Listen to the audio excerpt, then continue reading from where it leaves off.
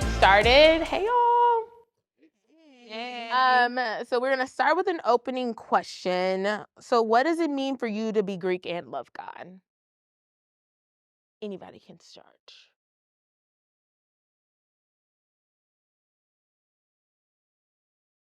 So for me, to be Greek and to love God is simply to be myself, to be who I am.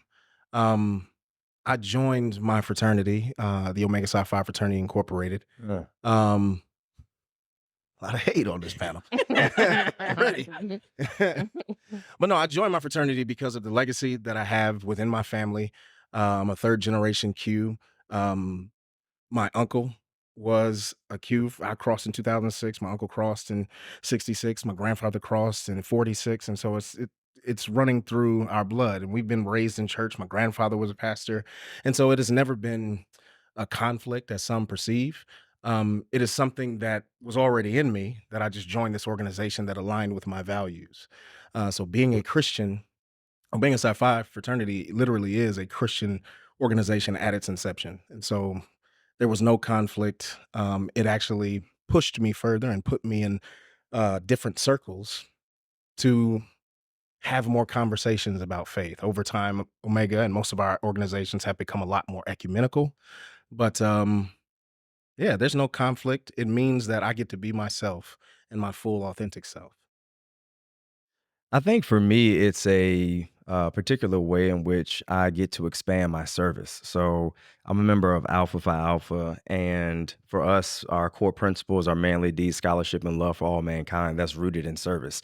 And so it's no different than serving in a Christian context than it is in a Greek context, right? It's an opportunity to continue to do the work that you love and to help people to build community and to build coalition. And so I don't see the conflict that is inherent sometimes when there is a binary created between being Greek and being Christian. I don't see it that way. I see it as an enmeshing of the two, a marrying of the two that is difficult to divorce. To be Greek is not necessarily to be Christian, but they share a lot of the same principles, serving other people. And somewhere Jesus said, the greatest of you will be the greatest servant of all. And so for me, it's just an opportunity to continue to do what I love in different contexts and in different communities.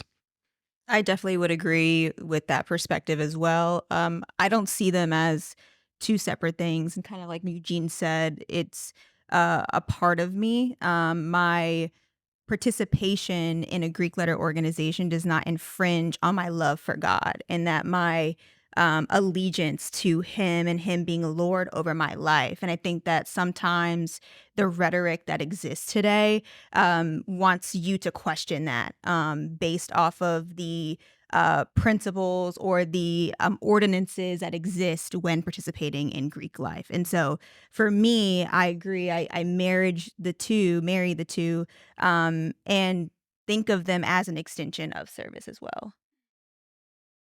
So I would agree with that as well. I am a member of Alpha Kappa Alpha, and I also, similar to Eugene and his story, I mean, my father was a Kappa man. My mom is also a soror, so it has been something that has been embedded in us.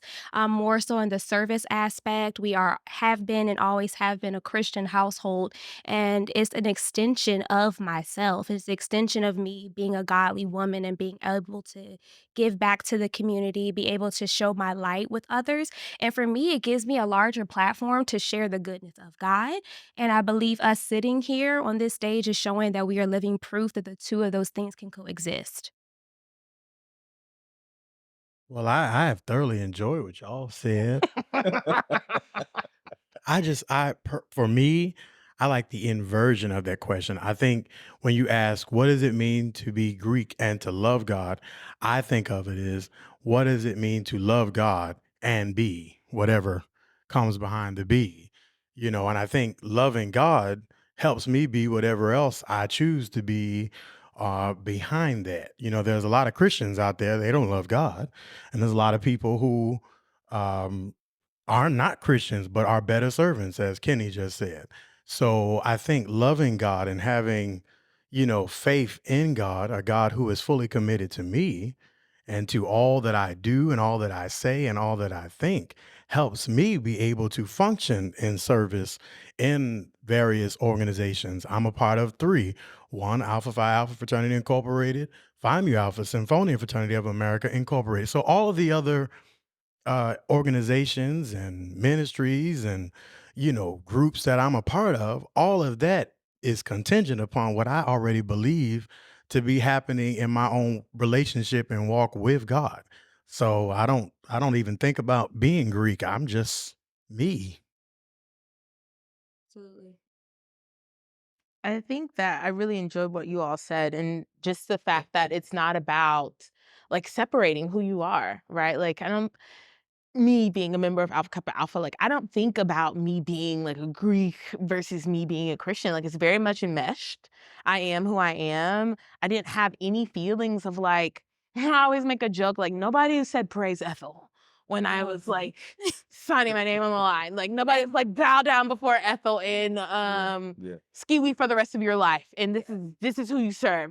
So I never really got that. And I think that it's been so interesting that really the rhetoric now is kind of like choose ye this day which one you will serve, as in like will you be Greek and will you be Christian. So I'm just wondering like what have you guys seen, heard, or experienced with that level of like choosing, or like what has your experience been with people who feel like what we are in terms of like just being who we are is like wrong or not of God.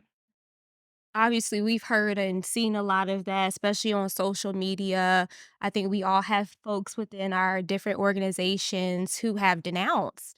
That is a frequent thing. They go to their YouTube platforms and they share Mhm. about those things and how the two cannot coexist.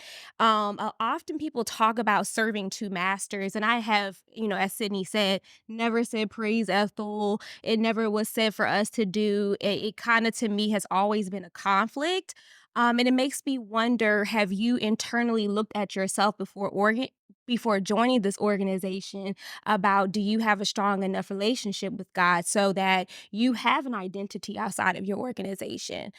So for me, I feel and question those who have those experiences and have those convictions, because it makes me wonder what that relationship looked like prior to that organization, and why you feel as if it's taking away from your walk with God. Because as we've talked about, it has not hindered me in any shape or form. Mhm. Yeah, and one point that I want to make, I'm also a member of Alpha Kappa Alpha, and one thing that we were always taught was that the organization doesn't make you, you make the organization. And so I think to your point, Clark, about the identity crisis that exists with people who aspire to be Greek and then go forth and sign their name on the paper and they are now a part of it. I think that there is a wavering in their identity prior to the organization, that once you're a part of it and you now have access to a lot of things you didn't have access to, whether that's socially or across different platforms outside of campus and things like that, that then can teeter you a little bit as far as like, well, who am I really? Like, or do I truly have an identity outside of this or alongside of it? And I think those are kind of the two differences that I think a lot of people who denounce struggle with. I think that when people don't know something about a thing, it automatically is viewed as something off or wrong, or stay away from that. You don't know anything about that. I mean, let's just take social media, for example. When Facebook first, came out, my grandmother said, stay off of that Facebook. Facebook, what are you on that Facebook? Are you now? What is 15, 16 years later from when I started my first page? She's on Facebook looking at all the things I post. She called me the other night. Oh, that is wonderful. I saw what you sent and posted. She didn't know about it when it first happened. So it was, the devil's workshop when it first came out. But now, because it's become a medium in which to stay connected, I think the pandemic thrust them into that. Now it's such a great thing. So it's the same with fraternities and sororities and other organizations like that. If people don't know about it and they feel like that's some exclusive, higher than thou type group. Oh, well, stay away from that. They're in a cult. They're doing X, Y, and Z. They're behind these closed doors. They got to wear all these colors. And that's just a mental problem. So instead of doing your own research, and I can say this, Yeah. I have watched several brothers before they cross these organizations, particularly in two of my chapters in both organizations. I have had them either text or call or come see me personally and say, hey, I'm really interested in Alpha, or I'm interested in Phi Mu Alpha. Can you tell me about X, Y, and Z and how you're able to navigate in the church or how you're able to navigate in ministry, blah, blah, blah. Do you ever feel? And I think having those conversations too help disarm a lot of the anxieties that don't need to exist because everything is okay. I didn't sign my life away, as you said, to anything. I pay my tithes and I pay my dues. It's all right. It's okay. I think to Ryland's point too, there's a particular way outside of the challenge of identity. Some of this is rooted in ignorance, and by ignorance, I don't mean that to be offensive. I simply mean there's a way in which individuals don't know what they don't know. It's like information asymmetry in some ways, and so I think also part of this conversation has to be distinguished around the idea that many people still subscribe to the bifurcation of the profane and the sacred.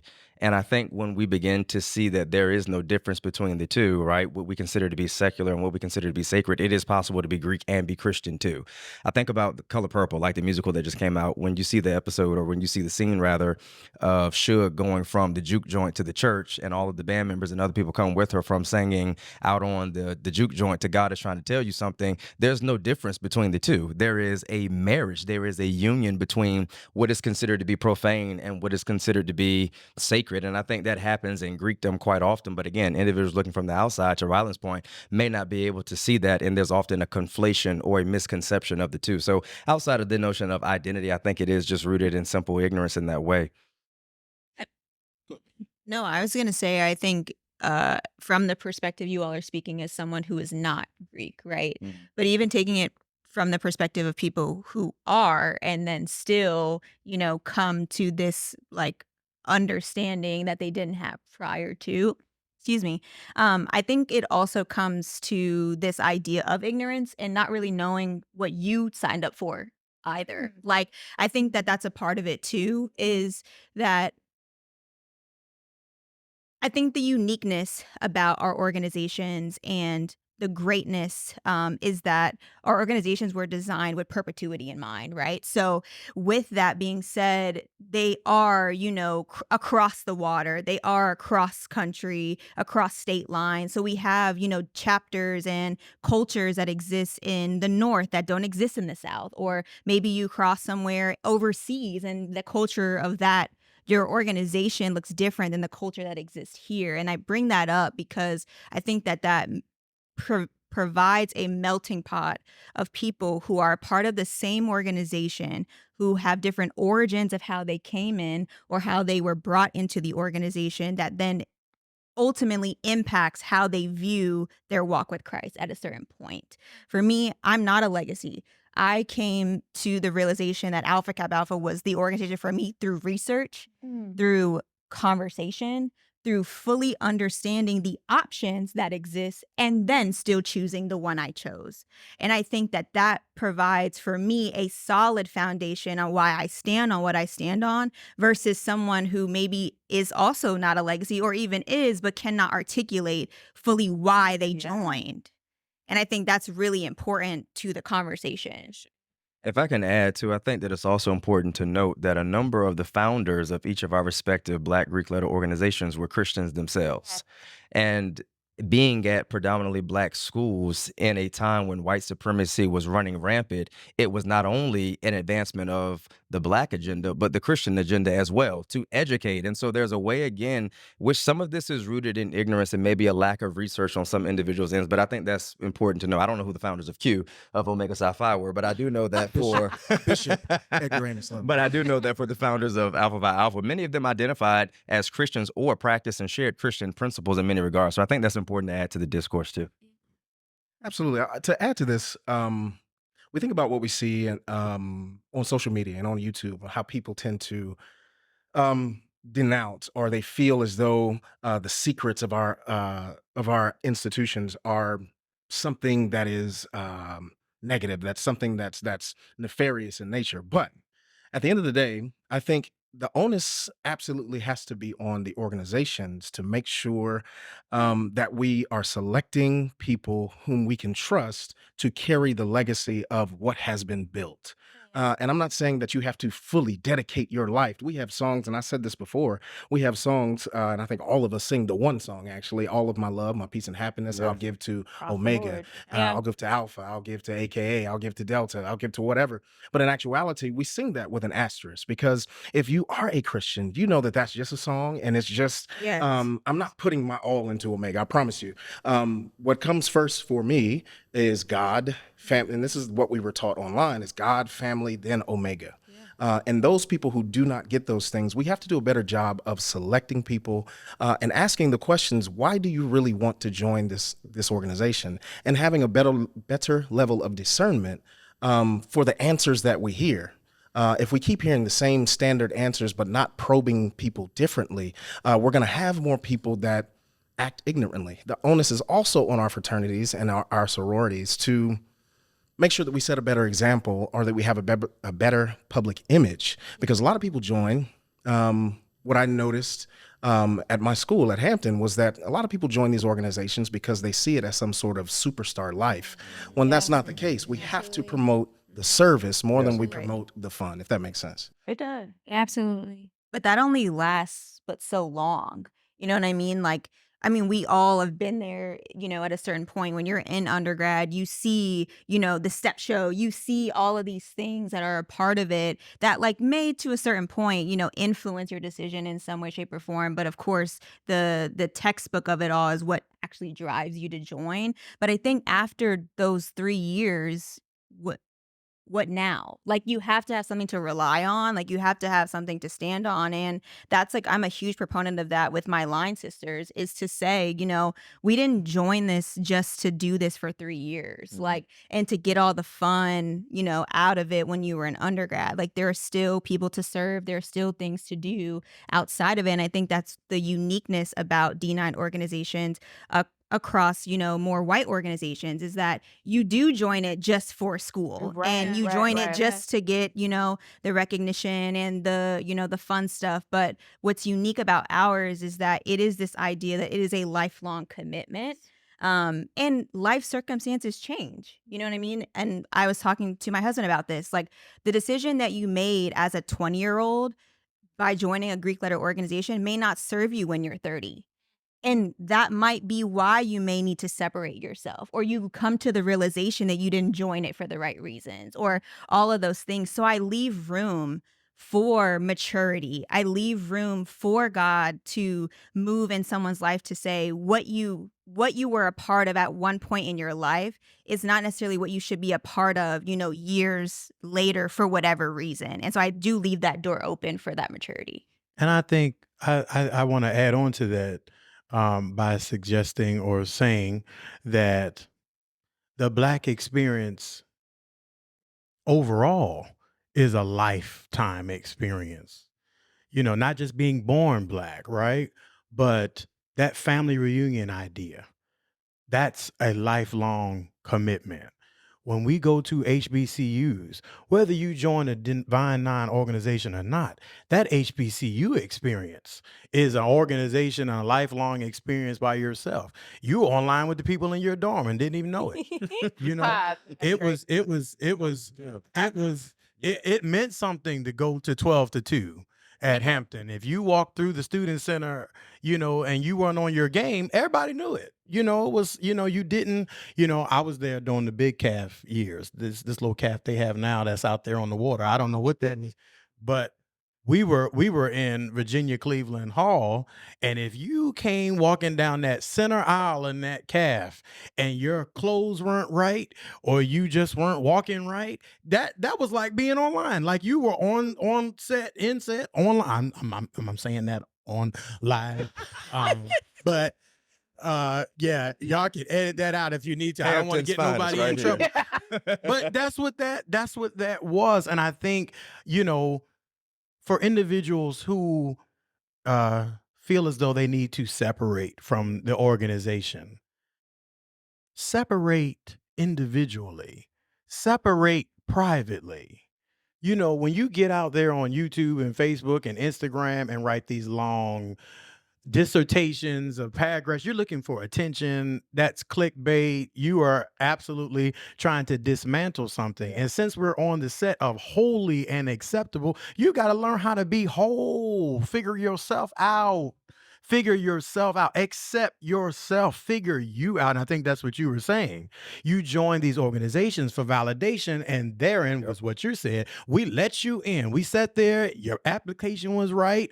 You had on the right thing. You said the right things, and we let you in and gave you our diamonds, gave you our pearls, gave you our stories, gave you our testimonies, gave you our history, and you have mismanaged it and you have mishandled it. And now, when somebody else who is deserving, who maybe the I wasn't fully dotted on their application, but they would have gone full out in this organization and in this chapter, and we didn't let them do it because of whatever else, on their little piece of paper wasn't right.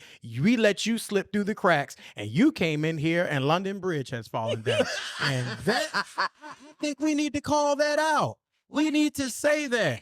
We need to say that. You don't just pick people because they look good. Yeah. And you don't just pick people because you feel like they're going to be a great aesthetic look on your Greek flyer or in your chapter, but you need to really sit there and have open and honest dialogue. And I'm gonna let this go. As you said, For it. I'm the first of a lot in my family. The first man to graduate from college, the first man to have a graduate degree, the first man to cross Greek letter organizations. I don't have that legacy story. I would hope one day to be blessed with sons and daughters, and maybe they would choose to go to a HBCU. Maybe they will choose to cross Greek letter organizations. I want that to be their story and their experience. And even though they might see my stuff in my office and on the wall, I want them to grow up realizing that you make whatever choice you choose to make, but make sure you do it being whole Yeah. first. Don't join the organization expecting that organization to make you whole. No, you need to go in already standing on your own 2 feet, have your own plan, have your own agenda, and as you said, you will make the organization. They'll be running after you. Yeah. Right. That's That's it. such a good point. And I think like everything I always say is we were taught when we were online is like there are going to be people who are t-shirt wearers. Clark will know we're line sisters. That like t-shirt wearing is a thing, right? Mhm. But every sister is not or every soror is not a sister, right? Like you really learn that although everybody's going through this process with you at one point, people will deviate. People will recognize, to Jessica's point, that this is not for them, or this It's isn't not what what they you signed. thought it was. Exactly. It's Right. not what you thought it was. I was really only in it for the step show and the glitter, and then I never am financial again afterwards. You wanted to wear a t-shirt, and that's your prerogative. But I think in just terms of like the Christian aspect of it, I really enjoyed what you guys said, and I think it all boils down to me is like the personal conviction aspect of it, right? And I think that we struggle with that in general. And social media culture, people put out blanketed statements about things that are totally personal convictions. Yeah. If you don't want to be Greek, that sounds like a personal thing. Yeah. Right. And that Yeah. is okay for you. Yep. And I think like just kind of last question is like, what do you say to a person that's contemplating, right? Like, is this for me? Is this for me? Is this something that I want to stay in? Like, what do you say to that person? And then also like, what joy have you found? I mean, we have Greek and college days at church. We have all these Yeah. things. So like, just how do you tell people about the joy of Jesus and the joy of being Greek? And how that decision was really made for you. Is this for Christians contemplating leaving or Christians contemplating joining? Both. I want to be clear. Either, Okay. Either way, however Okay. you want to answer. I mean, for me, if you're contemplating joining, I say do it, but understand that it's a lifelong commitment. Like the journey of being a follower of Christ is a lifelong commitment, right? It's not something that you are able to pick up and put down. And when I was pledging at Morehouse, there were old heads who used to say, it's easy to join the fraternity, it's difficult to stay in it because of the amount of work that it takes. So understand, to Jessica's point, joining a sorority or fraternity is more than a 2 or 3 year opportunity to have a good time, right? If you're not whole when you come into Ryland's point, you're probably not going to be whole at any other point unless you do the work on yourself. And so the joys of being Greek, in as much as there are joys of being Christian, are very much coterminous. They go hand in hand. As you continue to grow, as you sit in opportunities and you sit with colleagues and coworkers in the gospel or in your fraternity or sorority, you continue to develop professional relationships, networking opportunities, all of which are beneficial to you and the overall organization. One of the greatest joys that I have now is the opportunity to wed some of my line brothers. There is no greater honor that I have than to be able to unite people in holy matrimony who I went through a process with over 10 years ago. We struggled together. We were in car crashes together. I probably shouldn't be saying that, right? We had to sleep on the floor together. We struggled together. And is that not the narrative and the testimony of Christians, specifically in the early church, that they struggled together, right? It is a certain narrative of togetherness that we have both in Greekdom and in Christendom. It is a togetherness that is unique and that is holy, both in the sense of holy, Holy, and holy, WA, right? There's a particular way in which we become whole with one another. We grow together. We cry together. So for anybody contemplating joining a sorority or fraternity, I would say do it, but understand what you are signing up for and what you are getting into. It is a lifelong commitment of service. You ate that.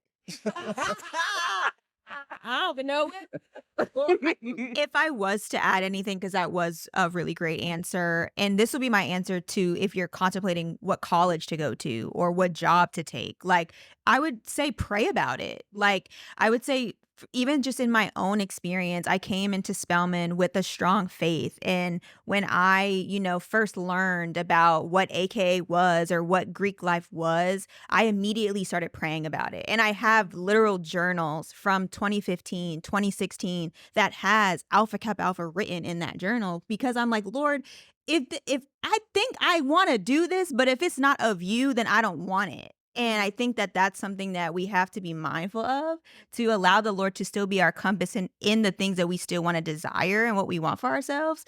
And for me, that's why I can stand firm in my decision to join, because I know this was rooted in the prayers that I had prayed before I came a part of it. So that's what I would add to that. If I may, very quickly, the narrative as I reflect on being Greek is very similar to the narrative of being Christian. If you suffer with me, you will reign with me in some regards. It is this idea that I'll never forget my probate night. It was one of the greatest experiences of my life, but we had to suffer together first. We had to struggle together first. We had to cry together first. We had to endure some crazy nights in set. But the idea is that once it is the idea that once you come out of it, though, you will be made all the more better and richer because of it. And that's the narrative of the gospel in some ways, right? That when we go through these various trials and tribulations, Peter says, we do it together. And when we come out on the other side, boy, it's like probate night all over again, right? There's a certain level of glory. There's a certain level of shine, certain level of drip that you have, and can't nobody tell you nothing. I'm done, but that's it. So yeah, it's really similar in many regards. And I think people need to understand that as well. Sounds like a recruitment video. But so I will say this for Greek letter organizations or for the Christian life, and that's what a pastor does. However, I'll say this to answer the question of what would I tell someone who's a Christian that's contemplating joining an organization? I wholeheartedly agree with you all. Do the research and understand that whatever you choose to join, it is a lifelong commitment. Now, I will say that you don't necessarily have to be thoroughly immersed in Omega or in Alpha or whatever organization that you don't have to be as thoroughly immersed in it, because life does shift and change. Yeah. However, at the end of the day, there is a beauty in being able to come back into the fold. There's a beauty in being able to come back around your fraternity brothers, your chapter sisters, and have another sense of this is the joy in life. Yeah. I had the opportunity today to preside over the funeral of one of my chapter brothers, and 31 years of service to Omega. All of those were financial years. And to see his line brothers there, all of them suffering in their own way, all of them dealing with this loss in their own way. Life has taken them to many different areas in life, professionally, and spiritually, and emotionally. Life has taken them on these roller coasters, but it's in those moments where we can all find each other again. It's in those moments of difficulty where we can all find each other again. If you are contemplating joining an organization, make sure that you're joining it for the right reasons. Make sure that the values of that organization, the core values, not what you see on the yard, not what you see during homecoming. Make sure the core values of that organization line up with who you Yeah. are, Yeah. who you, even if it's who you are right now, because you are going to change. At the end of the day, make sure that those core values align with your core values. If you are a Christian, or if you're someone in a Greek-lettered organization who is now a Christian and you're thinking about leaving your Greek-lettered organization, I'm like Riley, just do it. We don't care. At the end of the day, and it's not that I don't care about We don't do not care. and it's not that I Do don't care what's about best for you. you. Yeah, do what's Yeah. best for you. But at Yeah. the end of the day, certain things that people hold dear, like a sorority or a fraternity's information, you don't have to put that out there. Um, that is actually it's just utterly disrespectful. Disrespectful. I think people who join new churches and people who I think anybody, when you become a Christian or when you join ministry or whatever it may be, you become a zealot at some way, Yeah. shape, or form. Or if you come out of the faith, you become a zealot for sinful living or whatever. But at some point, you're going to level set. You need to find a center. So if you're going to leave the fraternity or the sorority because you become a Christian, make sure that you have not made, because really in my estimation, it has become a personal idol. Your fraternity, your sorority, your step show, that has become your idol. But I would also say make sure that you're not replacing one idol with another. Yeah. Because a lot of people idolize their church. A lot of people idolize their pastor. A lot of people idolize the Bible. Make Wow. sure that you are, if you think the Bible is all good, you don't read your Bible. So read it in context and make Talk, sure sir. that you Talk, sir. understand what you're saying. Don't cherry pick. Well, we all cherry pick, to be honest. However, don't cherry pick these 4 scriptures and say, all of y'all are evil. If you want to leave, do that. That's cool. Yeah. But don't come at me because then I'm going to have to respond. And on that note, that was amazing. Rue. Eh.